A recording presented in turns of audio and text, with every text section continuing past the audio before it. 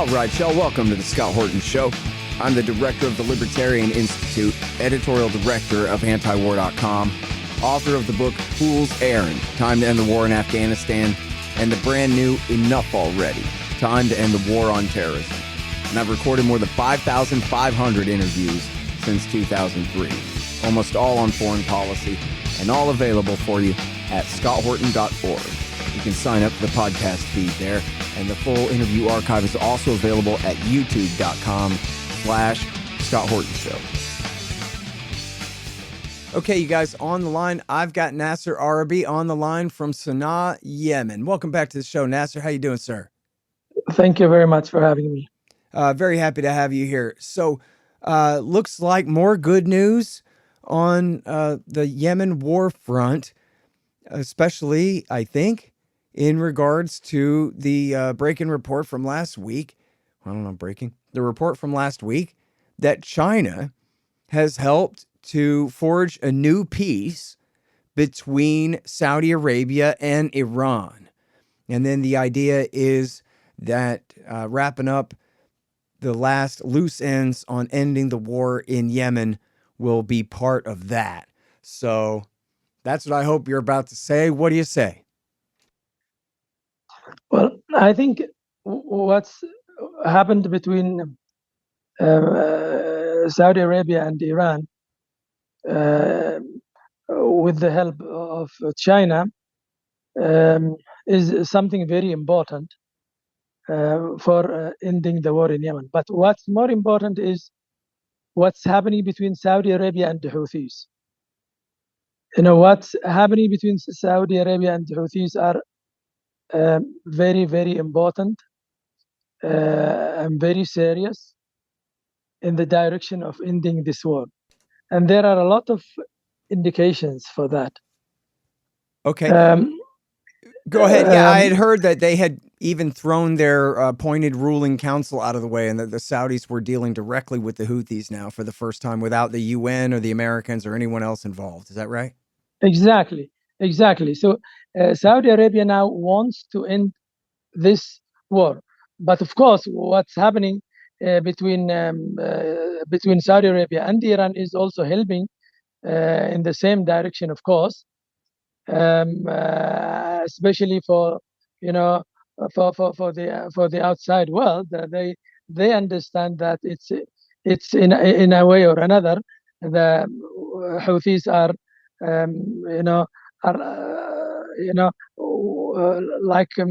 subordinate, although they are denying completely they are not subordinates for or to Iran, and they are not receiving any orders from them. But politically, of course, this will help a lot. But let me tell you why it's important. Why what is happening between Houthis and Saudis are important. Saudi Arabia now wants to guarantee its security, and it discovered and it concluded that the only party or the most important party in Yemen that will guarantee its security is the Houthis, or are the Houthis. And this is why now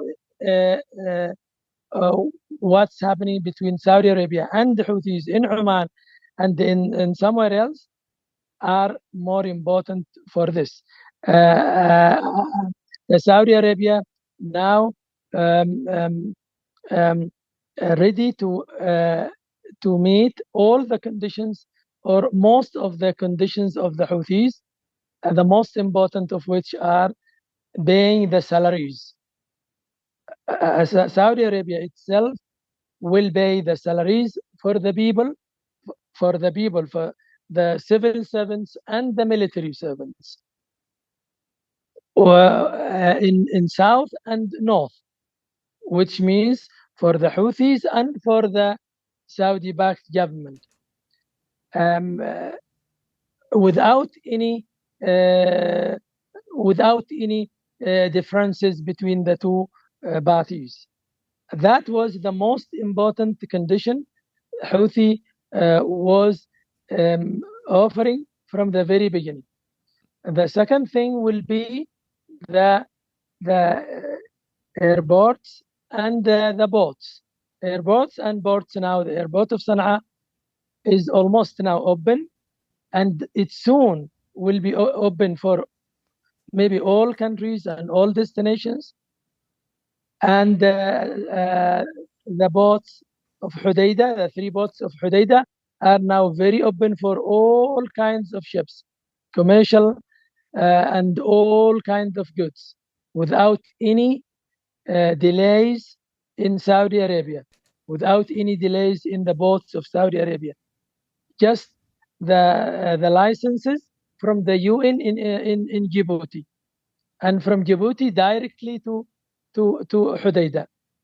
And this is also one of the Houthis' demands, which is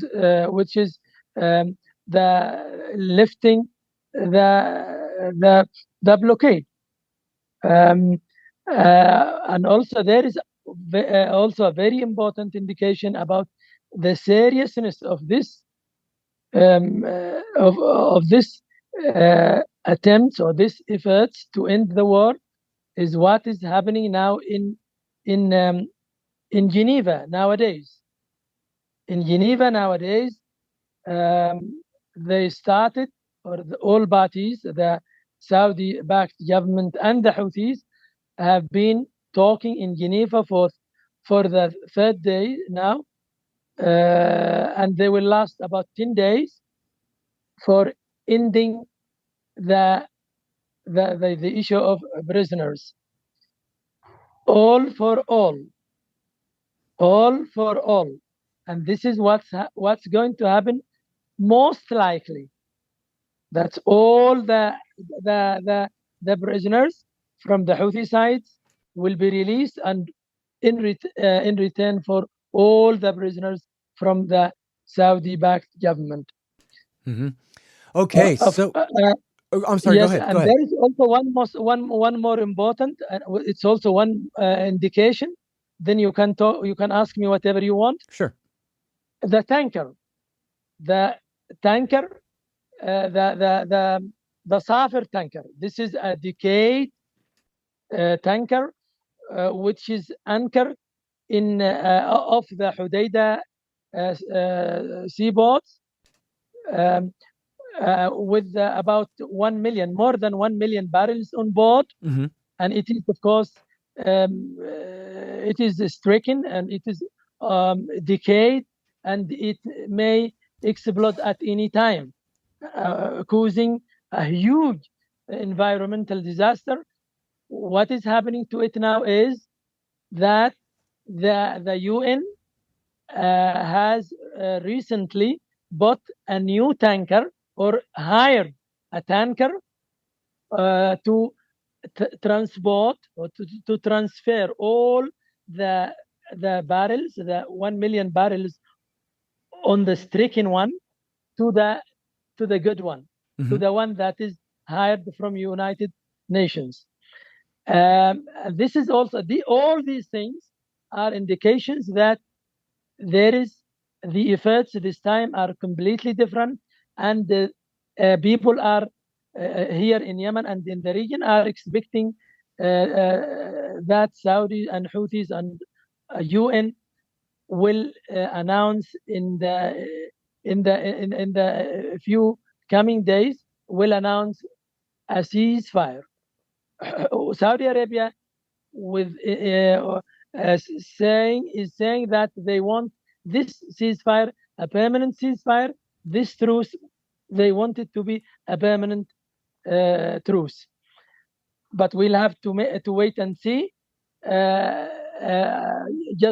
I think in the beginning of Ramadan, that is 4 days from now at most, and they will declare it as they did last year.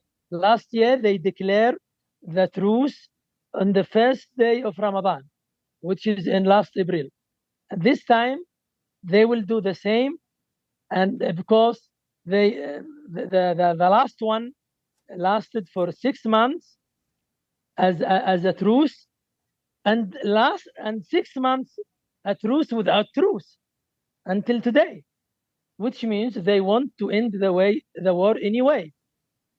Now you can ask whatever you want. Okay, sure. Um, Listen, so I mean, one of the most important things there is the salaries that you say is the hang up there, that's still to be resolved. How much money are we talking about? Because the Saudis' revenue is billions a day, right? They could take care of this by writing one check, couldn't they? Yes, we're talking about um, um, millions of dollars, of course, because but I don't think they're going to pay all the unpaid salaries. I think they will do it in installments, not necessarily. And people now need their money anyway to start for the first months, and then they will talk about the months, the years, the unpaid years. Hmm. So I think they will start from this month or next month or this month, Ramadan and Eid, because it means a lot, and it is very symbolic, as Ramadan, holy month, and Eid that is followed that follows Ramadan. Um, so it's millions of dollars, but Saudi Arabia, I think, doesn't care about this. The Saudi Arabia would do it if it receives the assurances and the security guarantees they want. Hmm. And the most important thing of these guarantees, of these security guarantees, is the no man land, or the they want a place between the two countries, or between the two borders, that will be empty. And Houthi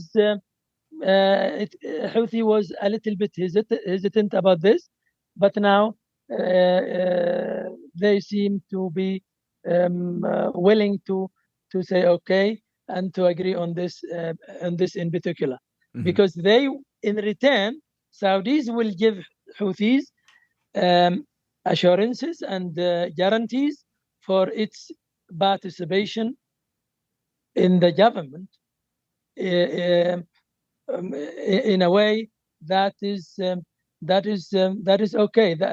That will be okay for him, not Hmm. any participation. This Well, is because Houthi is, views themselves as, as a big party or something like this, and they want security guarantees for their participation in the government,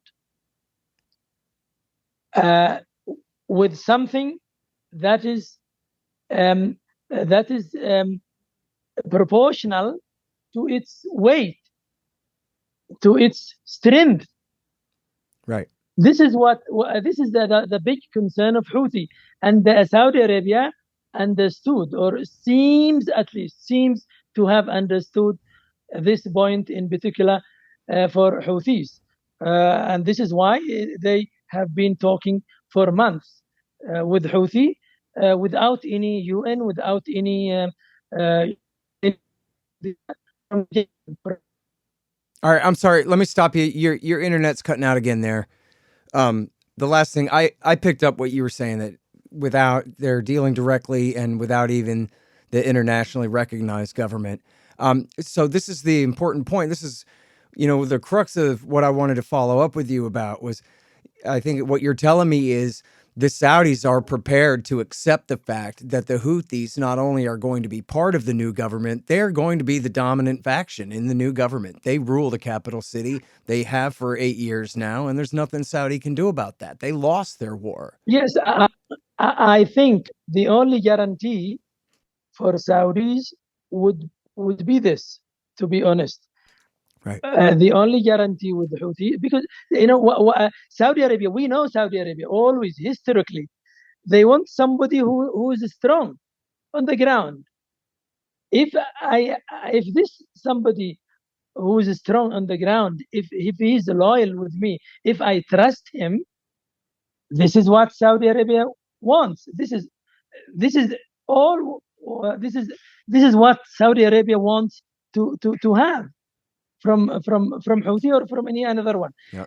Saudi Arabia didn't find this one in the other parties, unfortunately, because the so-called internationally recognized government is very divided into many parties, very fractious, and the Saudis didn't find anyone that would guarantee its security at all. So now, I think it has found this party, Houthis. Right now, so let's assume for the sake of argument that And there will be, of course, there will be regional guarantees for Houthis from Iran, given what has happened between Iran and Saudi Arabia recently. yeah, that's a very good point. Mm.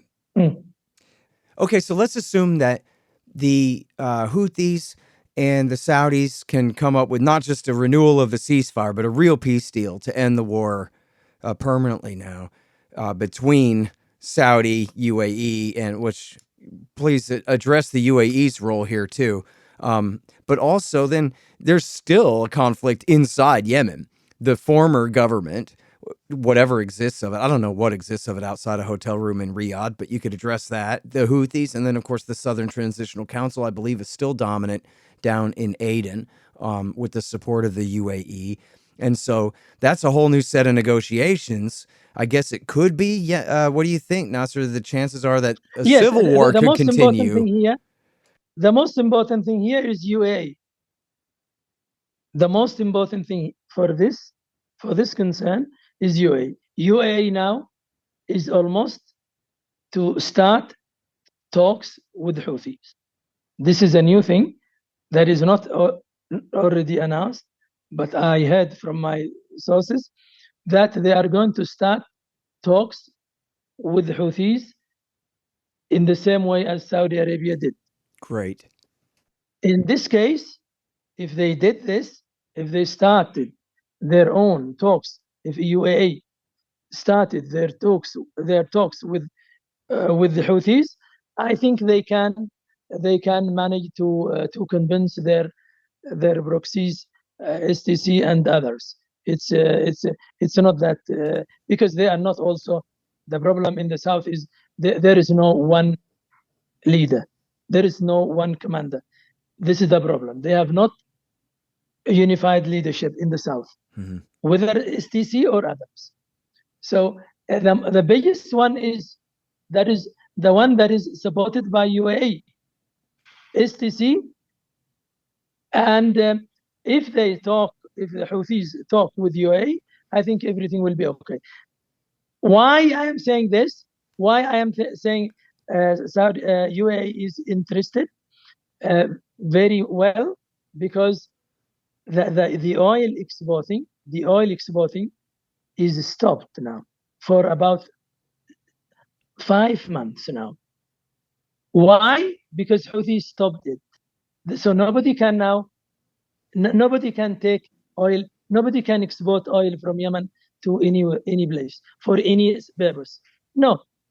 So Houthi now, even the tankers, the internal tankers are under the control of Houthi. Today or yesterday, they arrested a tycoon, an oil tycoon.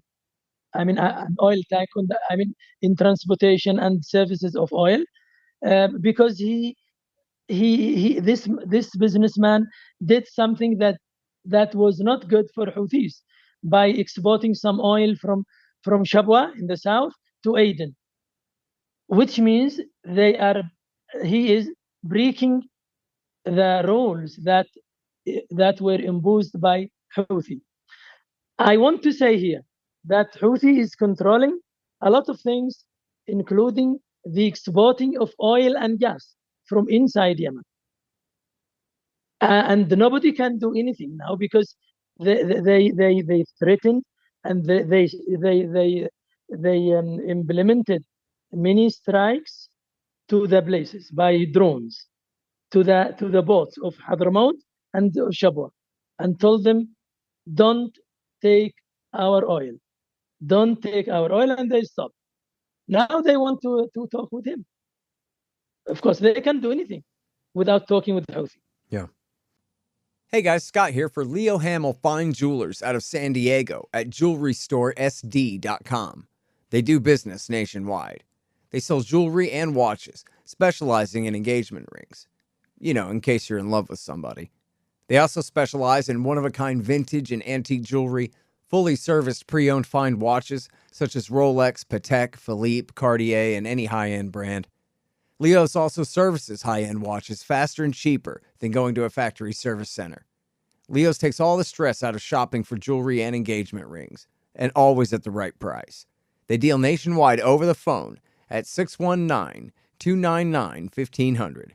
That's Leo Hamill Fine Jewelers out of San Diego. Go to jewelrystoresd.com to check out their fine selection and to find out more. Hey y'all, you should sign up for my Substack. It's scotthortonshow.substack.com.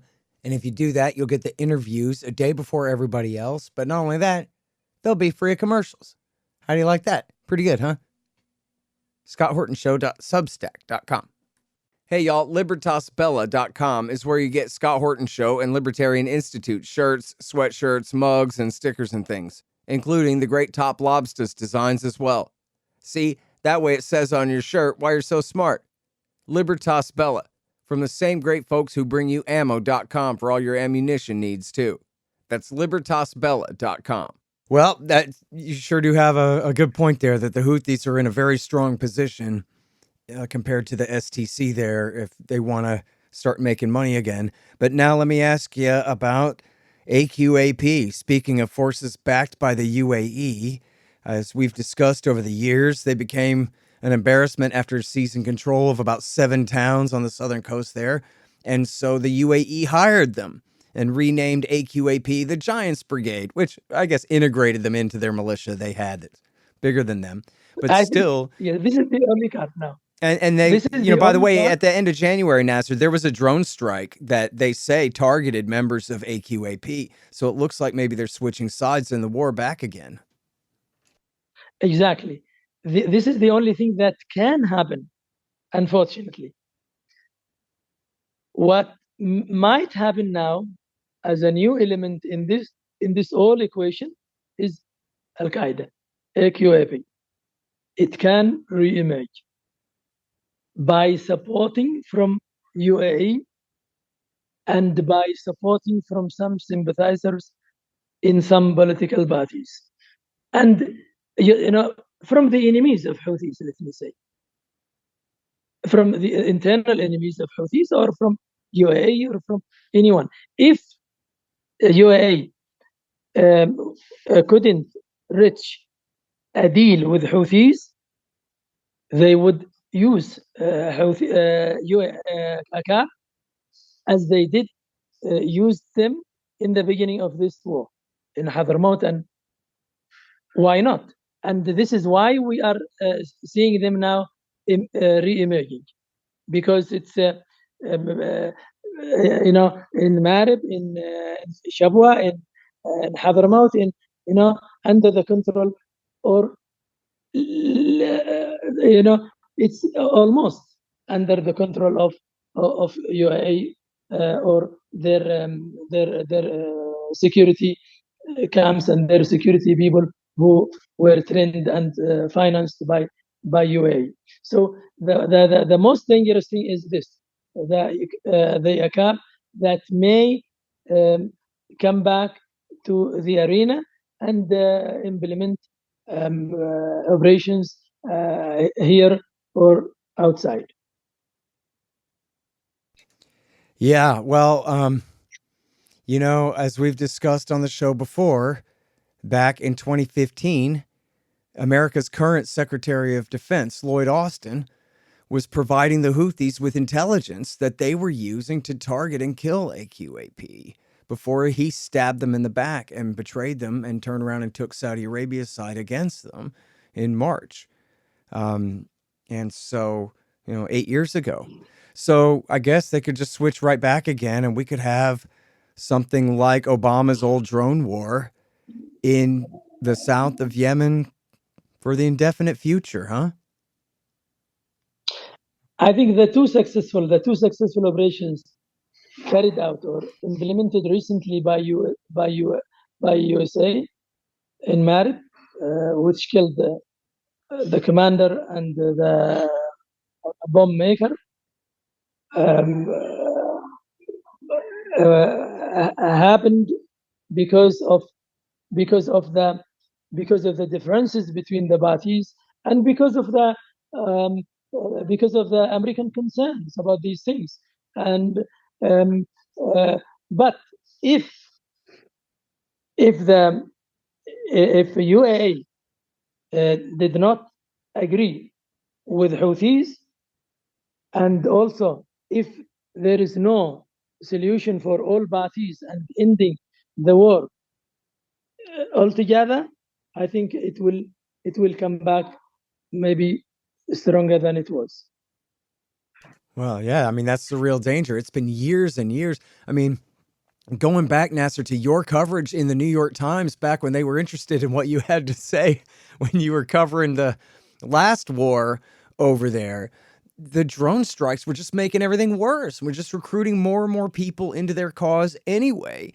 So the war against them was counterproductive. How counterproductive has the war for them for the past 8 years been?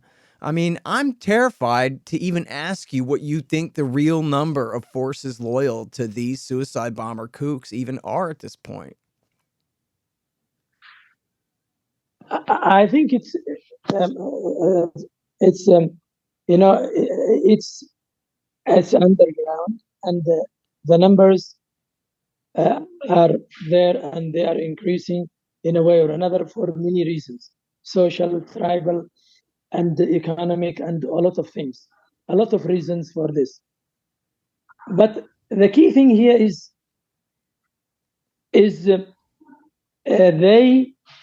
they can emerge or re-emerge easily if the big people want, if the big people of the big financiers are willing. They can emerge easily overnight. And if there is no funding, if there is no finance, they will remain there underground and without any effectiveness. The problem is that if the big people, if the money people are willing to use it, they can then it will be there overnight. This is the thing that I have noticed and I have observed through my journalist career. And now so you can use it. When you say money people, yes, does that mean Saudi princelings, or who are you talking about? Yes, Saudi, and yes, Saudi, whether Saudi government or Saudi business people. Yes, and UAE also, government or business people. Yes. But then, in other words, when you say the big people, you're saying they can turn this on and off like a light switch. In other words, if the U.S. Treasury Department made themselves clear that they would have to stop. Exactly, yes, like a light switch. Yeah. Well, I think that's such an important point, especially when you consider that this group has attacked the United States in the past, and not just the coal. I mean, you have to go back to 2000 for that, but there was the printer cartridge plot. I mean, I don't know if you count Charlie Hebdo was the French, but still, an anti-Western attack that was coordinated by them. And I guess there were two different failed airplane attacks. In fact, two different bomb, cartridge plots, and then plus the Underpants bomber who tried to blow up a plane over Detroit on Christmas Day 2009. It sounds like the light switch was turned on back then. Maybe just so we had somebody to bomb over there. But I am now a little bit optimistic because of the willingness I am feeling, the big willingness I am feeling from the UAE side. UAE now is very willing, or at least seems to be very willing, to talk with Houthis, to also to know. you know what UAE wants? They want only to say what we have in it, because they want to make sure what they have in it. That's it.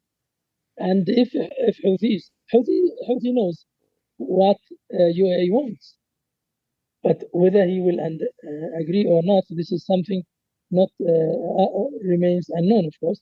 But politically, I think they will manage to reach a deal if they sit down and talk. Let me ask you this. From your point of view, I mean, never mind American interests and keeping Al Qaeda down, but just from the Saudi point of view of, their reaction to the Houthis taking power at the end of 2014, the beginning of 2015, could they have just, as you said, all they want is their interests protected. They want some security guarantees from the Houthis, the same as the Houthis want security guarantees from them. Could they have avoided this entire war, Nasser, if they had just been willing to deal with the new Houthi government then? Yes, if there was no young prince, if the crown prince was not there, if there was a king, but if Mohammed Salman was not there, I think they would have avoided all these things with Houthis or with others. Yeah, I agree with that. He was just 29 years old. The new thing is Mohammed bin Salman. The new element is Mohammed bin Salman, who was very new, very young, and very naive, maybe. And now he's now 100% upside down now. Now he wanted war at the beginning. Now 100% he wants what? He wants the diplomacy now. He wants diplomacy and the money and soft war. The thing that he can do, the thing that the money can do without any further problems. Now he wants to do the same things that his fathers and grandfathers did over the whole history with Yemen, and not only with Yemen, with the region and maybe the world, because he can do a lot of things by his money. But to fight wars is they can do, and it's very, very, very bad thing to them. Hey, so a year ago, wasn't it the case that the Houthis had gotten a couple of really good strikes on Saudi oil facilities? I think that was the last straw, right? We have to imagine somebody in a white robe came to the crown prince and said, enough of this. The Houthis have figured out how to reach out and touch our oil facilities anytime they want, and you can't stop them. And so you have to stop this war. And somebody made him fall in line at that point, right?